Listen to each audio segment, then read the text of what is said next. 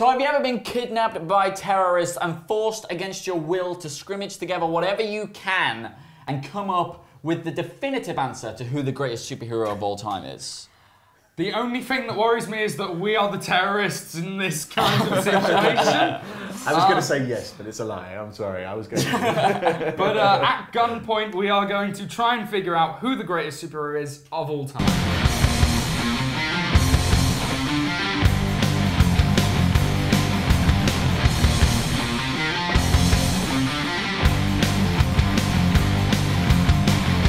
Okay, so we are back with Eli and Jimsicle, and we are continuing on our quest to find the greatest superhero of all time, and we are not gonna pad at the beginning there. We're gonna In fact, we're gonna not pad so much we say it all in one sentence. Yeah. The first battle is Dick Grayson against the Punisher. Hey! I have a feeling that Jimsicle has some points. Well, first off, here. Dick Grayson got through against Superman. Not our choice. The viewers of this show decided. Instead of going into it in depth, positive or negative about that? Happy, annoyed? Well, no, happy or annoyed? No, I'm happy, because... Happy or annoyed? I'm fucking happy. Annoyed. Oh, I'm kind of annoyed. Sorry, I'm actually quite annoyed about it. My piece on this is, look, now, I did vote for Superman. However... Backpedal. I'm wrong, but I'm going to be right now. This is no backpedaling. Look, Dick Grayson and Superman are two of my favourite characters of all time. It was just difficult to pick. However, the thing with Dick Grayson, especially like against someone like the Punisher, is okay. Look, both of them had atrocities committed to them, things like family being killed and everything like that. Okay, Dick Grayson was taken in by Batman, shown all the values of right and wrong and everything, and he's grown to be such an amazing character. He is the core person of the DC universe in mine, and quite a few others' opinion. By that I mean, he keeps together a lot of teams. He's led the Outsiders. He was even offered membership to lead the JLA. I mean, he was even in the JLA as Batman, for God's sake, you know. And things like that. He really... Long spell in the Teen Titans. Oh, yeah, of course. He was the Teen Titans. Yeah, pretty much, absolutely. And he fought the good fight in the best way he could by being a great person as well as being very skilled and what have you. The Punisher just fucking shoots people. Oh, I think that's very harsh. I think that's really harsh. Tell me I'm wrong. Tell us why. Yeah. Tell me I'm wrong. Well, the Punisher is Marvel's answer to Batman. Okay, without the detective part. Okay, and let me explain the reason why. Let me explain. Let me follow through with that. There are lots of differences between them, very clear and obvious. Okay, but Marvel at the time didn't have anything anywhere near as edgy as Batman. They also didn't have anyone who had no superpowers. Or they might have done, but they didn't have anyone at the forefront of the Marvel universe who had no superpowers, but was going out and punishing the people for doing something wrong. Yeah, right? Iron Man's got his suit and his millions to build. I honestly thought you just said I am. And I hear you. I'm out there taking on crime every week. I hear you, like you're saying, he has no superpowers, but his suit gives him powers beyond the normal. Yeah, I agree with that. Whereas Punisher just he has ain't guns. no Punisher. He's not got. What my point is, I take your point that he's just a normal human in the suit, right?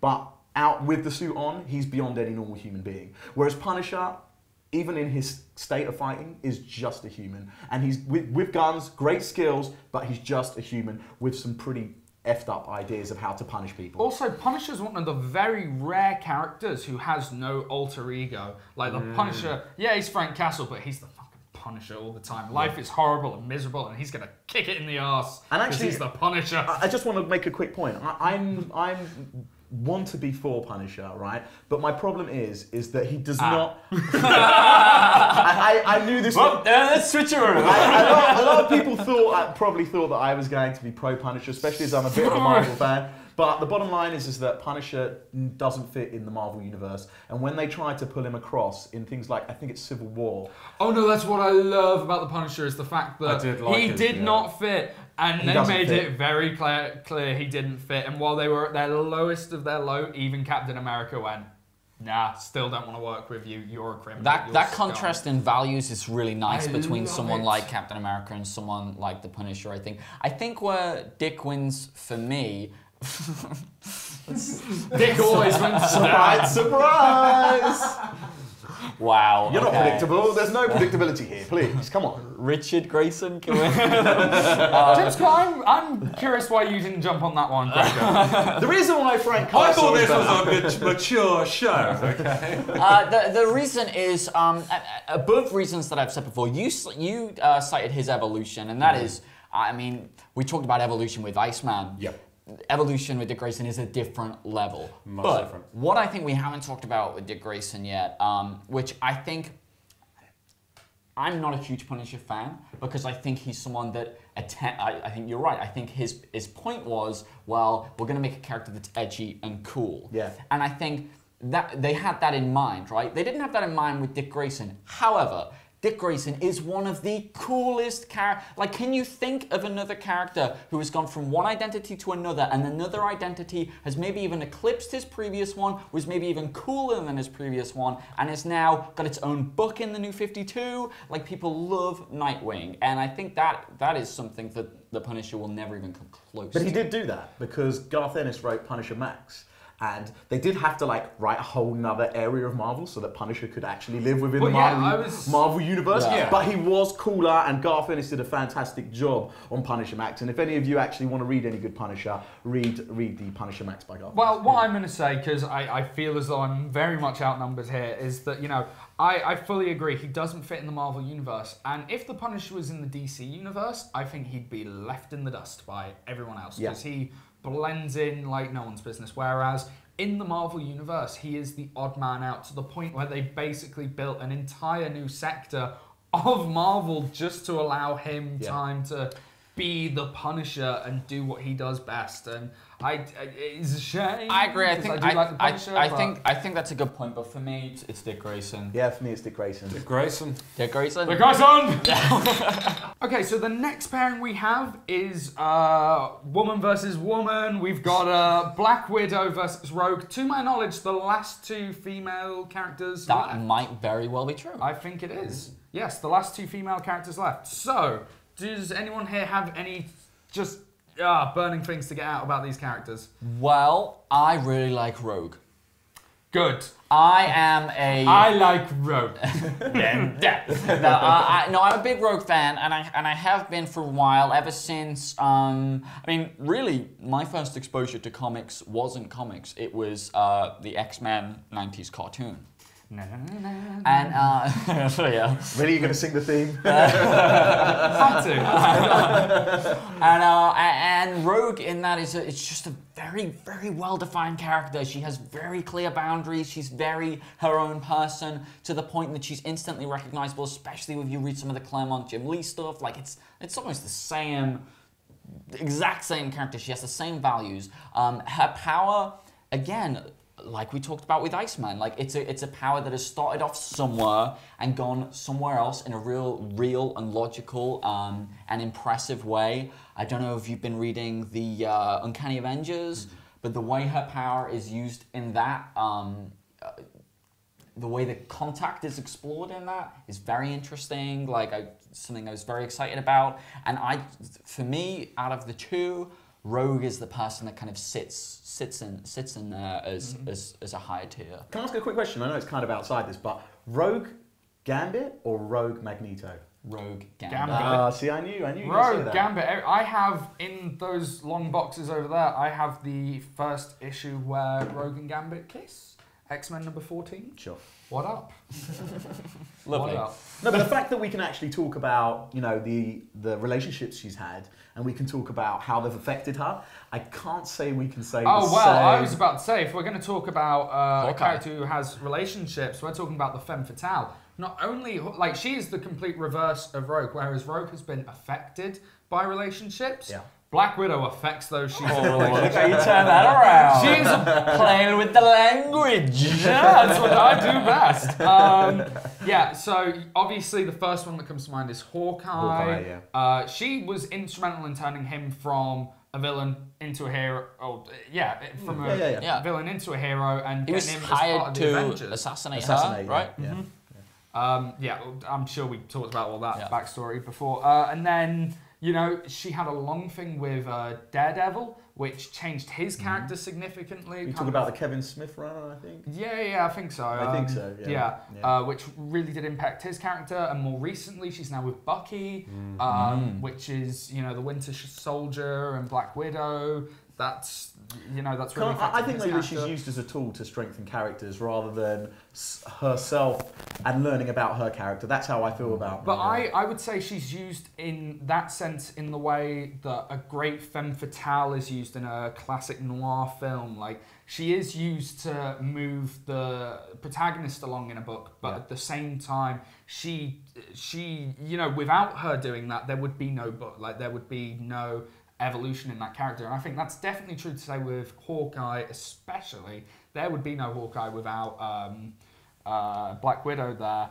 And also the fact that she's managed to go from just a communist spy into, well, they still keep the communist roots there, but now she's like a fully fledged member of S.H.I.E.L.D. and she's one of the only 2 superpowered Avengers. I think that's really shows something to the strength of her character, personally speaking.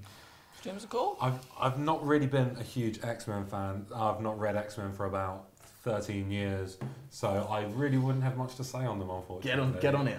I've never really liked X-Men. But So I can't offer anything of any value to this conversation. Rogue's not been a kind of, I mean, feel free to correct me if I'm wrong, but for the last, I want to say 3 years, she's not been in the main X-Men continuity. And what I mean by that is the Uncanny X-Men and the Wolverine and the X-Men, which are the 2 central books. She's been off doing her own thing in X-Men Legacies, but I mean, I agree. I think she's a great character, and I think she is strong. But she was very important in the 90s.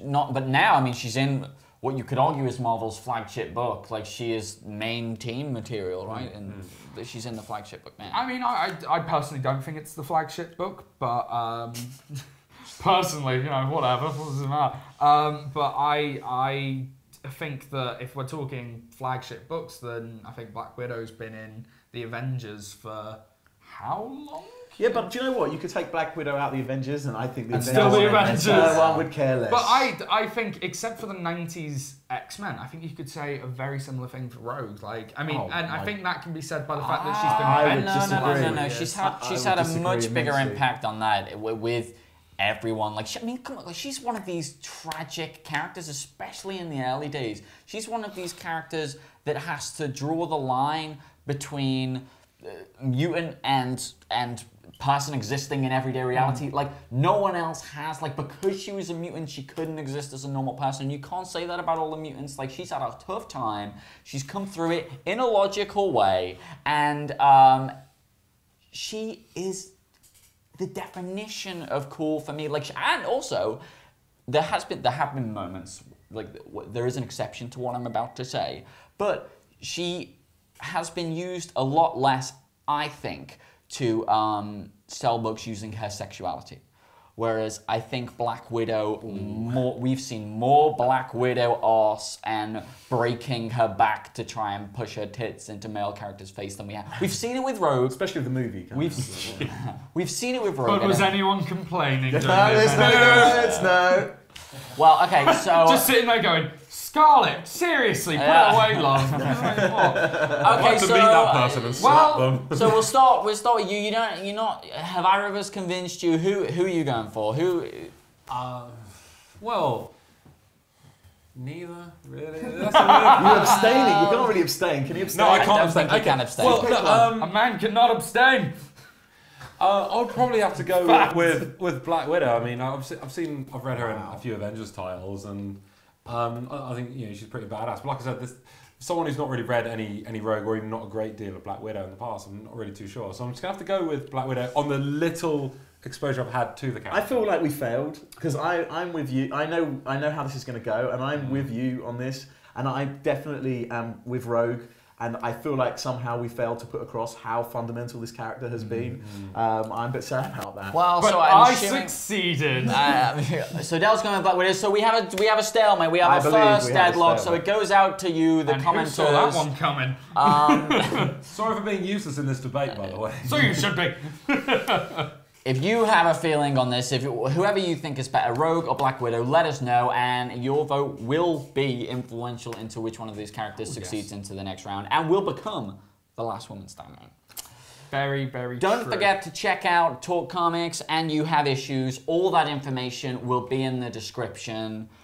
Indeed it will. Join us on Friday for something. I don't know what's happening. You'll know when you see it. Very true. It's going to be good, I think. We probably said on I love how Monday. you said you think. Yeah, maybe not. It might not be. It would be amazing. But we hope you've enjoyed this week's episode, and we will see you next time. Dan loves dick. He really does.